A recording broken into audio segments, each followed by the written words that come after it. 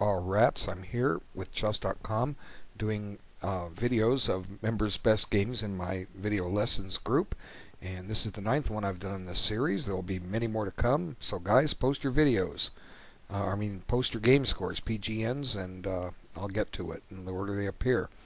This one was submitted by Indestructibleking. He doesn't have his opponent's name, but we don't need it. Okay, so Sicilian defense.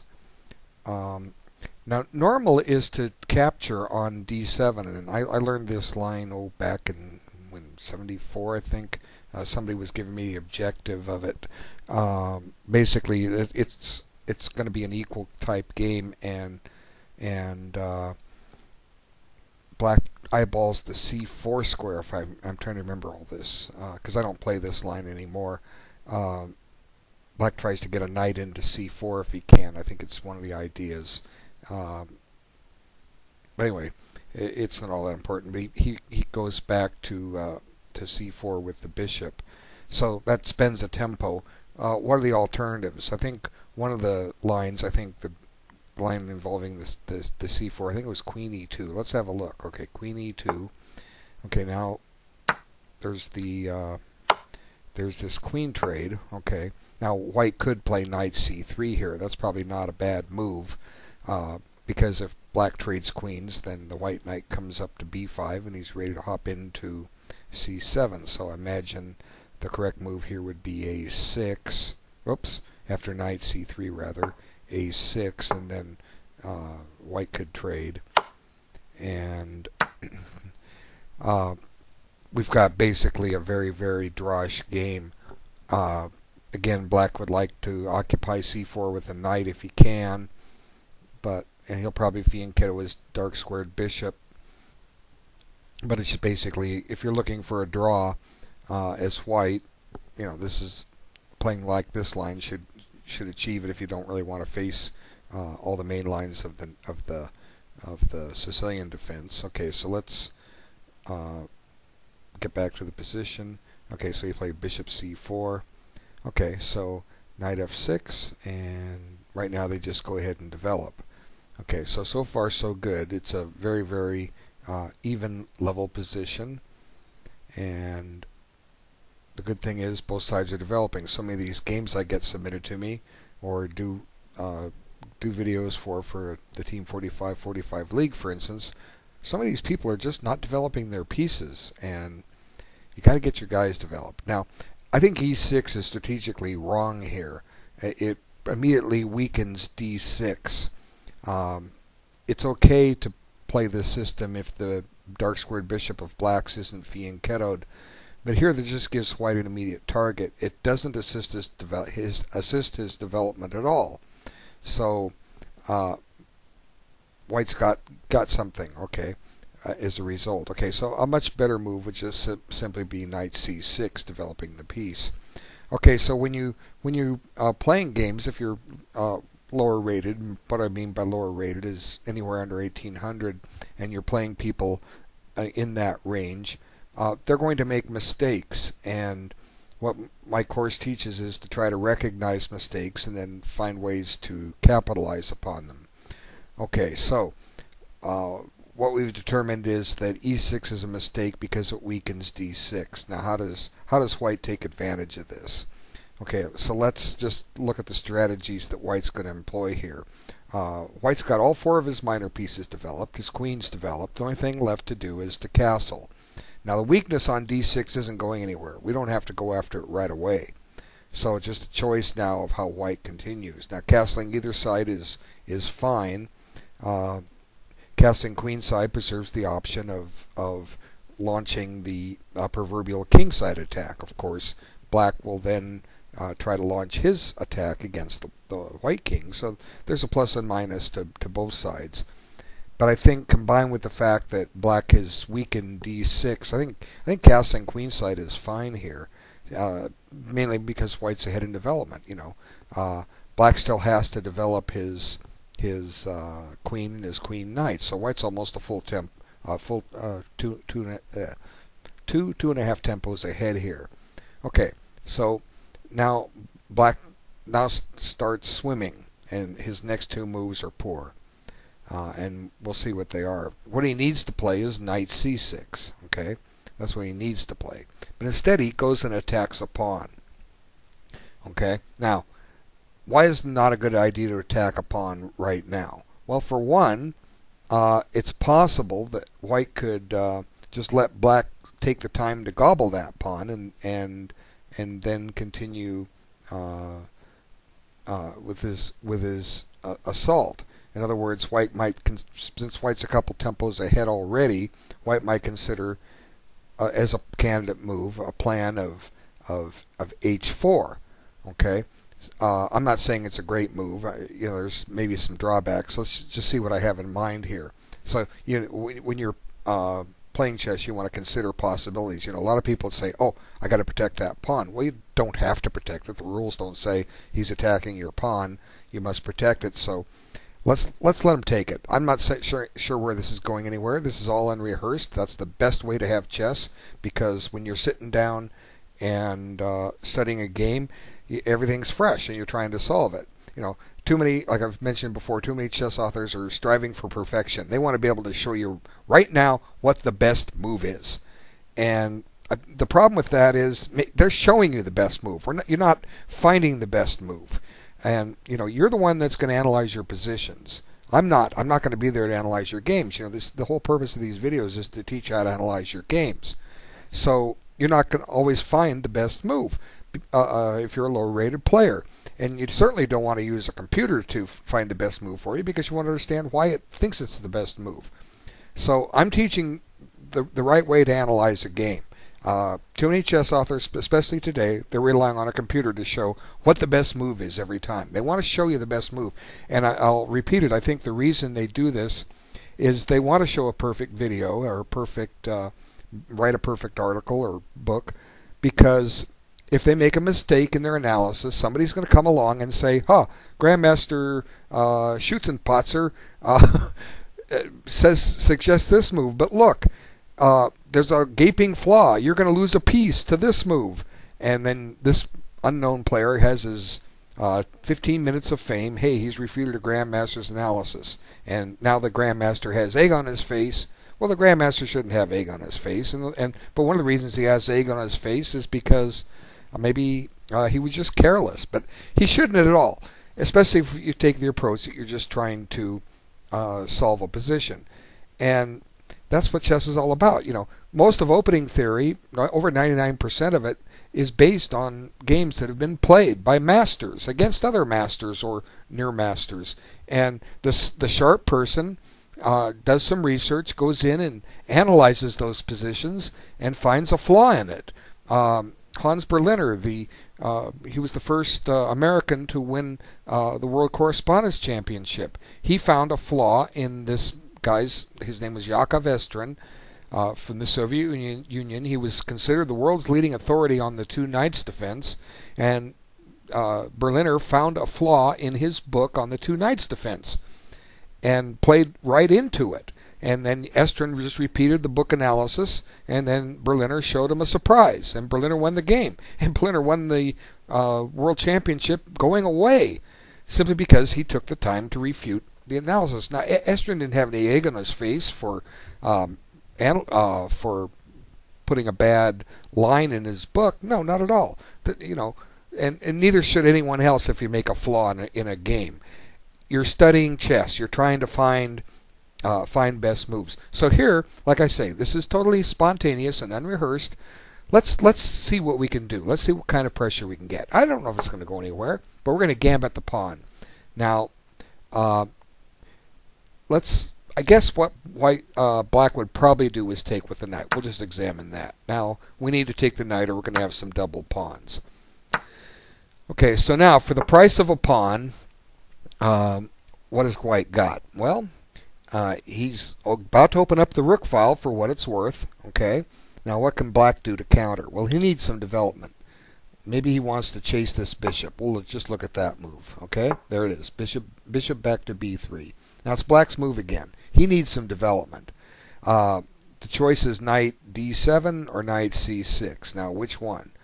Knight c6 might trade off some pieces, but it could leave the black king a little vulnerable over there.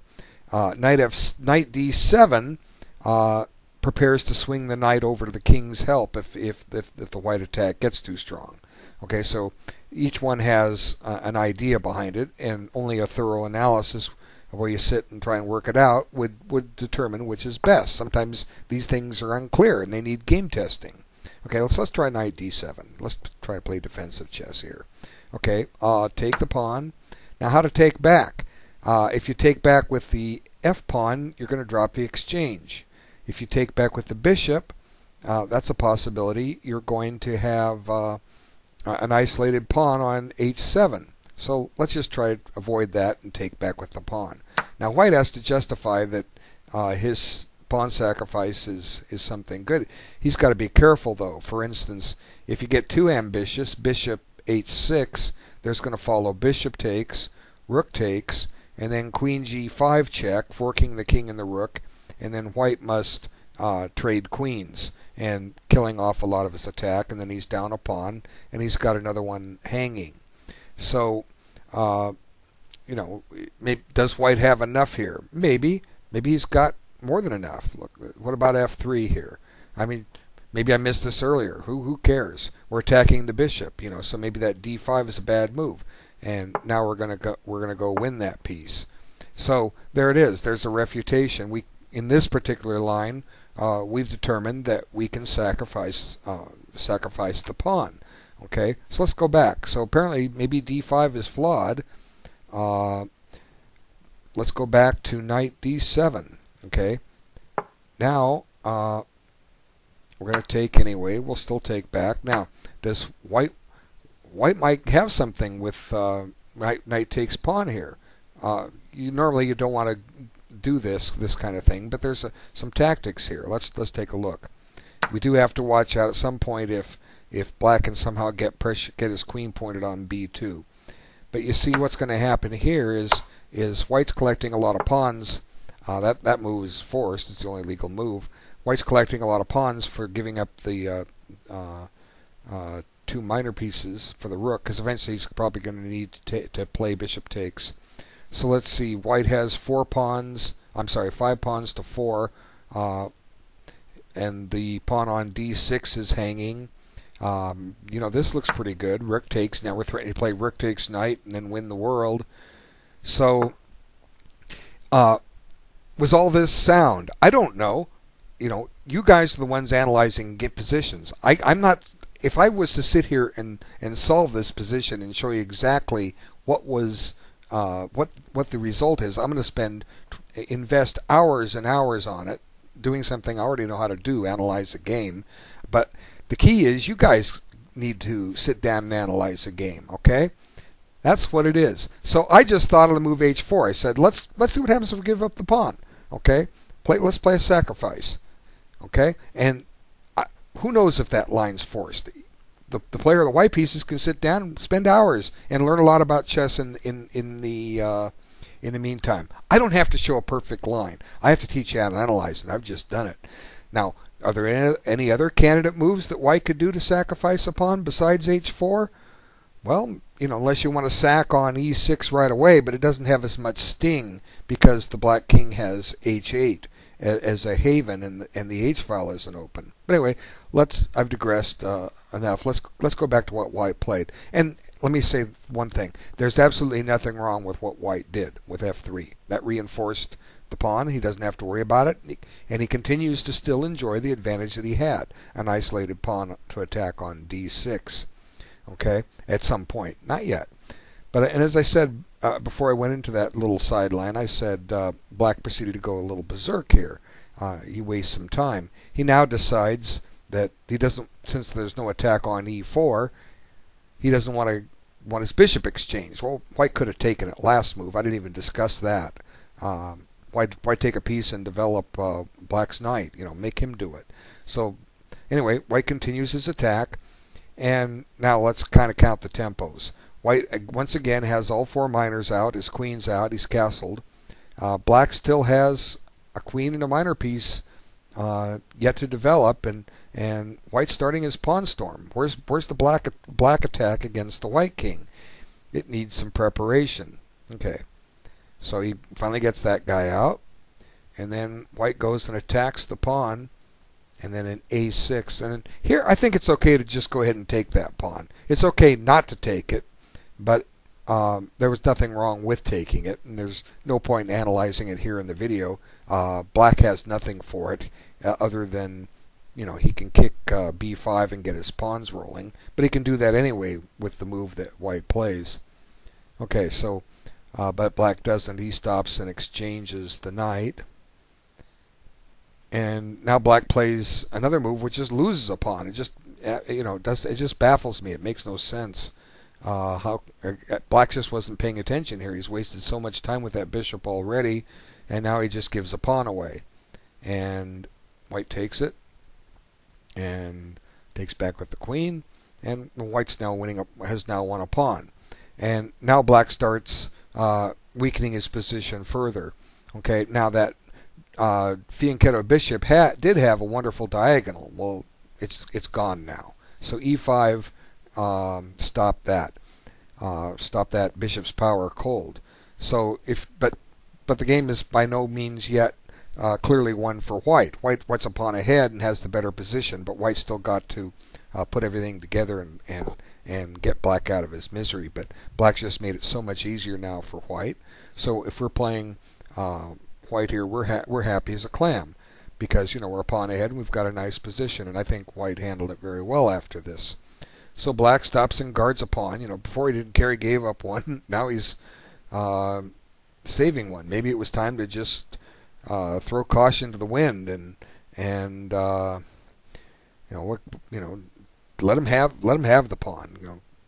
Or maybe play queen. Well, you can't play queen d7. Queen e7 could get tempoed at some point. I'm just trying to give up the pawns at some point and open up some lines so that I can attack. But it's going to be hard to attack missing this Fianchetto bishop on that long diagonal. So it's hard for black to continue here. And then white does well. He pins, and black places another pawn on a dark square, further entombing his bishop. I'm not saying the bishop isn't even over in that way, but there's been some squares and mobility taken away from it if it did remaneuver. And this is fine.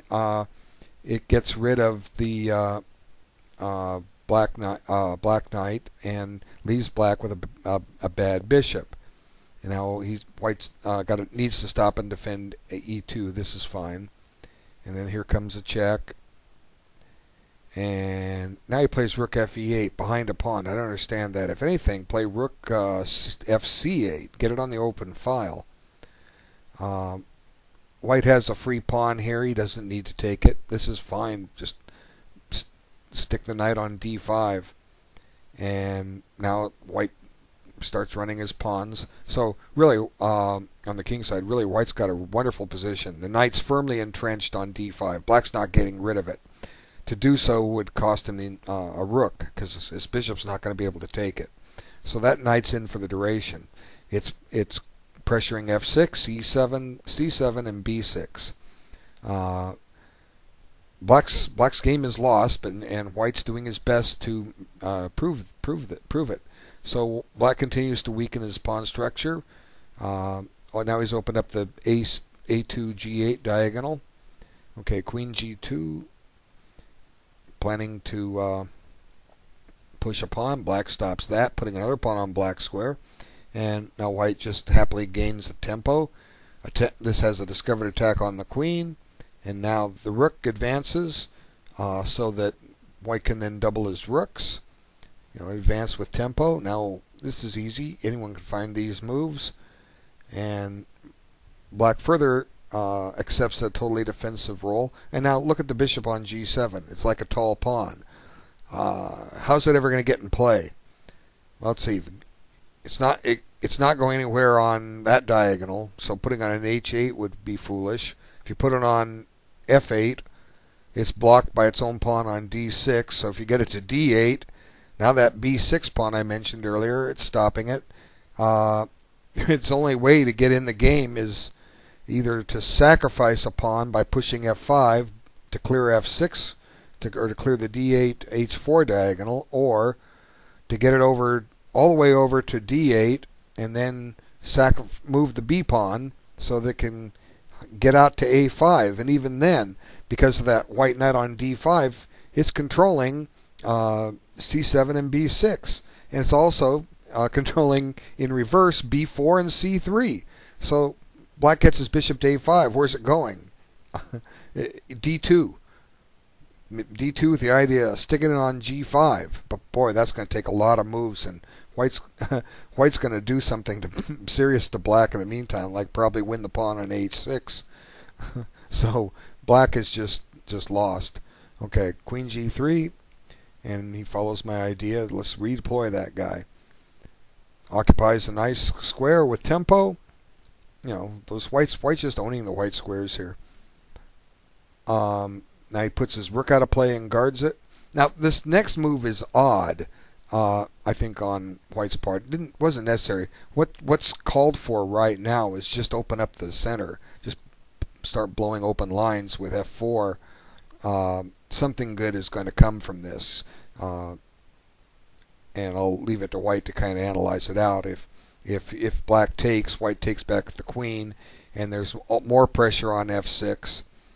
And if black doesn't take, white will take, and either the f file will open up and white's going to infest with his rooks, or the d file will open up and white will just pressure f6 further. There's a lot of good things. So this move doesn't really do much, but actually it did, because black just went bonkers and forgot his rook was hanging and dropped it. So there goes the rook, and along with it the game. And then the finish is nice. It's not much now to it. We'll just have a look at the final moves. Okay, now he plays f4, and we can see the value of opening all this up because of the pressure on f6. And then white brings his knight back to get it in action. Now it's just suicide moves by black. Push the pawn, open up that f file, and he takes. And then here's a little problem for you. White to play and do the best he can. Pause the video. Okay, have you found it? It's pretty cute little tactic if you're not familiar with it. Okay, here comes check. Now, look at it. You know, a lot of people wouldn't say, I can't move there. He takes it. Well, yeah, he takes it. And then you take back. And then you have checkmate, because the black king has no legal move. So you must take. Black has to play bishop takes, and now you get your checkmate. So it was a pretty good game by white.